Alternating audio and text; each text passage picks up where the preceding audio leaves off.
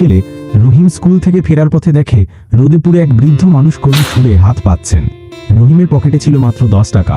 সেটা ছিল তার দুপুরের খাবার থেকে বাঁচানো। তার কচি মনে দয়া জন্মালো। সে থমকে দাঁড়ায়, একটু চিন্তা করে, তারপর মলিন মুখে সেই 10 টাকা ভিক্ষুকের হাতে দিয়ে দেয়। ভিক্ষুক কাঁপা কাঁপা কণ্ঠে আল্লাহর কাছে রহিমের জন্য দোয়া করে বলে, আল্লাহ তোমার জীবন বরকতময় করুন বেটা। সন্ধ্যায় রহিমের বাবা ঘরে ফিরলেন, তবে আজ তার চোখে মুখে অন্যরকম আনন্দ।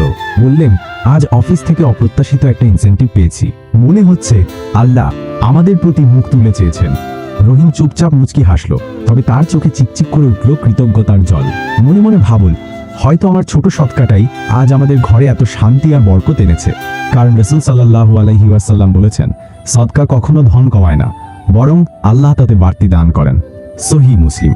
আপনাদের যদি গল্পটি ভালো লেগে থাকে তাহলে অবশ্যই লাইক দিন, সাবস্ক্রাইব করুন আর এই সুন্দর বার্তাটি অন্যদের সাথেও শেয়ার করুন।